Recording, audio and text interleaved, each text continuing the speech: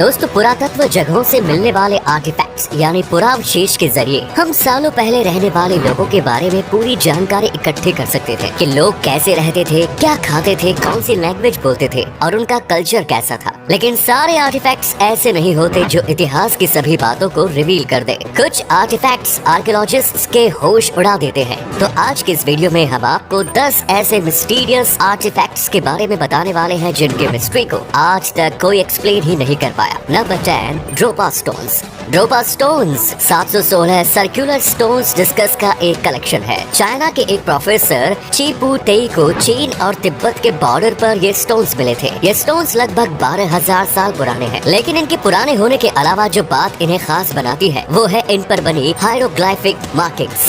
हर disc का diameter 30 centimetre के आसपास है। इन डिस्क पर सेंटर से लेकर बाहरी किनारे तक स्पाइरल शेप के ग्रूव्स पेयर्स बने हुए हैं। लेकिन इनका मतलब क्या है ये किसी को नहीं पता। जितनी अजीब ये डिस्क और उन पर बने निशान है उससे भी ज्यादा अजीब है वो कब्रें जिनसे ये डिस्क मिले हैं। ये कब्रें महज 4 फीट लंबी हैं। इनके अलावा जिन लोगों के अवशेष इन कब्रों से मिले हैं उनके सिर भी अजीब सी शेप के और डिस्टोर्टेड है। ये लोग कौन है इसके बारे में कोई जानकारी नहीं है और इसीलिए ज्यादातर लोगों का मानना है कि जिन लोगों को इन कब्रों में दफनाया गया है वो एलियंस रहे होंगे जो किसी स्पेस शिप से पृथ्वी पर आए होंगे। बट उनका स्पेस शिप क्रैश हो गया और फिर उस समय यहाँ जो भी लोग रहते थे उन्होंने इन एलियंस के शरीरों के साथ साथ उनके स्पेस शिप के टुकड़ों को भी दफना दिया। इस स्पेस शिप की थ्योरी के बारे में आपके क्या विचार है, कमेंट्स में बताएं। Number 9, the Tamil bell.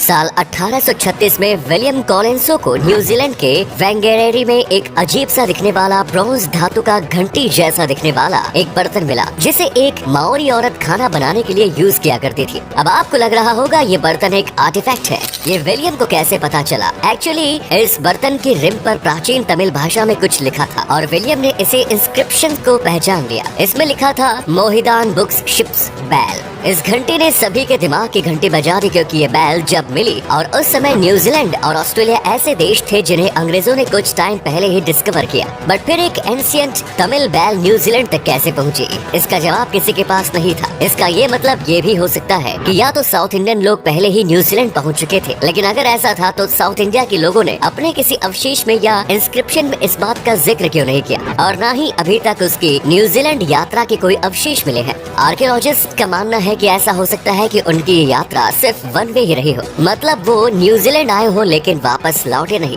या फिर ऐसा भी हो सकता है कि ये घंटे किसी पुर्तगाली यात्री के शिप से समुद्र में गिर गई हो और फिर तट पर किसी न्यूजीलैंड के निवासी को मिल गई हो। आपको क्या लगता है इस घंटी के न्यूजीलैंड पहुंचने के पीछे क्या कहानी होगी? Number 8, golden airplanes. गोल्ड की बनी ज्वेलरी तो आपने बहुत देखी होगी लेकिन आज मैं आपको दिखाता हूँ एक सोने का बना एयरप्लेन। जी नहीं, ये कोई उड़ने वाला एयरप्लेन नहीं बल्कि उसके जैसे दिखने वाले छोटे छोटे फिगर्स हैं जो भी आज के जमाने के नहीं बल्कि लगभग 500 साल पुराने। शॉकिंग ये है कि 500 साल पहले के लोगों को एयरप्लेन्स के बारे में जानकारी कैसी थी। ये आर्टिफैक्ट कोलंबिया से मिला है। इस आर्टिफैक्ट को लगभग 500 साल पहले पाई जाने वाली एक प्रजाति किम्बाया ने बनाया है। इन गोल्डन प्लेन्स की लंबाई लगभग 7.6 सेंटीमीटर है। वैसे तो किम्बाया सिविलाइजेशन के बारे में हम बस इतना ही जानते हैं कि ये लोग 4th सेंचुरी बीसी के बाद 16th सेंचुरी में स्पेनिश लोगों के आने तक फले फूले। ये लोग सोने पर अपनी कारीगरी के लिए बहुत फेमस थे और ये छोटे छोटे एयरक्राफ्ट जैसे दिखने वाले एयरक्राफ्ट इसी का नमूना है। कुछ लोग कहते हैं कि ये एयरक्राफ्ट किसी बर्ड या उड़ने वाले इंसेक्ट का रिप्रेजेंटेशन हो सकता है क्योंकि किम्बाया लोग फ्यूचर तो नहीं देख सकते थे कि जो उन्हें एयरप्लेन्स की टेक्नोलॉजी के बारे में पता हो, पर क्या पता उनका कॉन्टेक्ट एक्स्ट्रा टेरेस्ट्राइल्स यानी दूसरे ग्रह के लोगों के साथ रहा हो। Number 7, the Dogu figures. अगर मैं आपसे पूछूं कि पहला आदमी स्पेस पे कब और कौन गया तो आप कहेंगे कि साल 1961 में यूरी गागरिन। लेकिन अगर मैं ये कहूँ कि उससे भी सैकड़ों सालों पहले जापान के लोगों ने स्पेस सूट पहने आदमी के स्टेचू बना लिए थे तो क्या आप भरोसा करेंगे? शायद नहीं। तो खुद देखिए, ये छोटी छोटी डोगो फिगुराइंस जापान के जोमोन पीरियड के टाइम की है और ये सिविलाइजेशन 14,000 से 400 बीसी के टाइम की है। ये अजीब से फिगुराइंस बिल्कुल ऐसे लगते हैं जैसे किसी एस्ट्रोनॉट ने स्पेस सूट पहन रखा हो, बिल्कुल वैसी ही बल्कि बॉडी।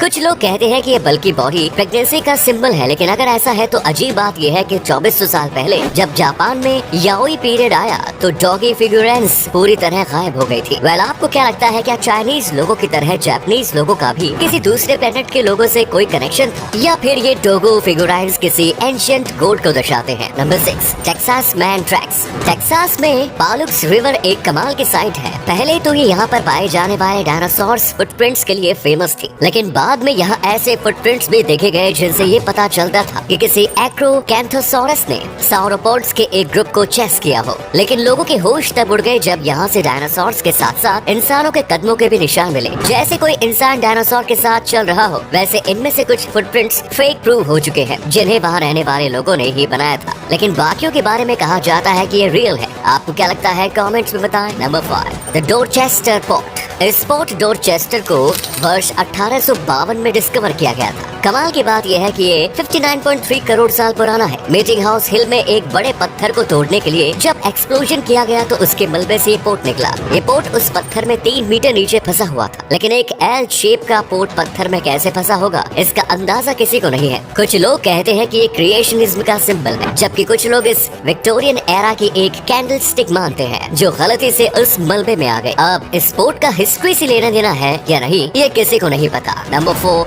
Roman Mexico. वर्ष 1933 में जोस गार्सिया पैयो नाम के एक आर्कियोलॉजिस्ट को मैक्सिको शहर से करीब 65 किलोमीटर दूर तोलकुआ वैली नाम की साइट से एक रोमन टेराकोटा हेड मिला। ये एक पिरामिड के 3 फ्लोर नीचे दफन था। ये सिर कब्र में ही बॉडी से अलग हो गया, बट इसके सिर का बॉडी से अलग होना अजीब नहीं है, बल्कि अजीब है इसका किसी रोमन के हेड जैसा दिखना। इसके साथ कॉपर और रॉक क्रिस्टल्स जैसे वैल्यूएबल प्रोजेक्ट्स भी मिले। ये अवशेष जिसकी भी है उसकी मौत 1476 के पास हुई थी। कमाल की बात यह है कि इस एरिया में रोमन्स कभी रहे ही नहीं। फिर ये रोमन टेराकोटा यहाँ कैसे आया, किसी को नहीं पता। अब ये मिस्ट्री आज तक मिस्ट्री ही है कि क्या मैक्सिको भी कभी रोम था। Number 3, walking with trilobites. वर्ष 1968 में विलियम जे मेस्टर अपने परिवार और अपने दोस्त के साथ परिवार डेल्टा उताह से 43 मील के एक्सपीडिशन से निकले थे। ये लोग कोई प्रोफेशनल आर्कियोलॉजिस्ट नहीं थे, बल्कि बस शौकिया तौर पर फॉसिल्स वगैरह की तलाश में निकले थे। लेकिन इस दौरान उनके हाथ जो लगा उससे प्रोफेशनल आर्कियोलॉजिस्ट के भी होश उड़ गए थे। असल में ये एक पत्थर था जिसमें ह्यूमन फुटप्रिंट्स था, बट ये सिर्फ एक ह्यूमन फुटप्रिंट नहीं था, इसमें एक ट्राइलोबाइट का फॉसिल भी था। ट्राइलोबाइट पैलियोजोइक एरा की एक मराइन आर्थ्रोपोड है जो सालों पहले एक्सटिंक्ट हो चुकी थी। देखने पर ये बिल्कुल ऐसा लगता है जैसे किसी आदमी ने चलते हुए ट्राइलोबाइट पर पैर रख दिया हो और टाइम के साथ उसका फॉसिल पत्थर पर जम गया हो। लेकिन 5 करोड़ साल पहले यहाँ से कौन गुजरा होगा, यहाँ कौन लोग रहते थे, ये किसी को नहीं पता। 1970 में एक अमेरिकन साइंटिस्ट ने इसे इवैल्यूएशन को एक्सप्लेन करने के लिए भी यूज किया, बट किसी ने भी उनकी थ्योरी को एक्सेप्ट नहीं किया। ट्राइलोबाइट्स फॉसिल तो रियल है, बट ह्यूमन फुटप्रिंट्स को लोग महज एक कोइंसिडेंस मान रहे हैं। Number 2, the petroglyphs of the enchanted valley. Chile में वेल्डी इकांतो नाम की एक जगह है जिसे एन्चेंटेड वैली कहा जाता है। यहाँ पर एंशिएंट पेट्रोग्लाइफ्स पेरिस्टोरिक रॉक आर्ट मौजूद है। कमाल की बात यह है कि आप इस जगह को विजिट भी कर सकते हैं। तो अगर आपको भी ऐसी अजीबोगरीब कार्विंग्स देखनी है जिन्हें एक्सप्लेन नहीं किया जा सकता, तो आप यहाँ जा सकते हैं। यहाँ पत्थरों पर ऐसी कार्विंग बनी है जो एलियंस जैसी आकृति दर्शाती है। यहाँ पर कुछ drawings pre Columbian rock art को दर्शाती है। यहाँ कुछ ऐसी ड्राइंग बनी हुई है जिसमें ह्यूमन जैसी आकृति है, बट उनके सिर में 2 एंटीना जैसे डिजाइन भी है। लेकिन इन आकृतियों का मतलब क्या है, आर्कियोलॉजिस्ट्स को भी नहीं पता। ये कार्विंग्स आज भी मिस्ट्री बनी हुई है। Number 1, the holy stones. David Wyrick ने साल 1860 में ओहियो में एक ब्यूरियल माउंट से 2 आर्टिफैक्ट्स ढूंढे जिन्हें निवाक होली स्टोन्स नाम दिया गया। अब इन स्टोन्स के पीछे कंट्रोवर्सी ये है कि कुछ लोग इन्हें हिस्टोरिकल आर्टिफैक्ट मानते ही नहीं है, लेकिन भले ही इन्हें आर्टिफैक्ट्स के तौर पर एक्सेप्ट ना किया गया हो, पर फिर भी ये आपको कोशकटॉन के हेमरिक हाउस म्यूजियम में देखने को मिल जाएंगे। इनमें से पहले स्टोन को कीस्टोन कहते हैं जिसमें प्राचीन हिब्रू भाषा में कुछ लिखा है। दूसरे स्टोन को डिकालॉग कहा जाता है। ये एक टैबलेट जैसा है जिसमें निर्गमन की 10 आज्ञाएं लिखी हुई है। इसके अलावा इसमें मोसेस का चित्र भी बना है। रेडियो कार्बन डेटिंग के हिसाब से ये मटेरियल 85 AD के समय का है। असल में एक थ्योरी है कि पुराने समय में इजराइल की एक ट्राइब ओहियो में आकर बसी थी, लेकिन इसके कोई अवशेष नहीं है। अब कुछ आर्कियोलॉजिस्ट का कहना है कि डेविड इस थ्योरी को सच प्रूव करना चाहते थे, इसलिए उन्होंने साइट के मटेरियल से खुद ही ये आर्टिफैक्ट्स बना डाले। वेल, आपको क्या लगता है कमेंट्स में बताएं। तो दोस्तों ये थे 10 ऐसे मिस्टीरियस आर्टिफैक्ट्स जिनको साइंटिस्ट्स भी एक्सप्लेन नहीं कर पा रहे हैं। इनमें से कौन सा आर्टिफैक्ट आपको सबसे ज्यादा मिस्टीरियस और इंटरेस्टिंग लगा, कमेंट्स में जरूर बताएं।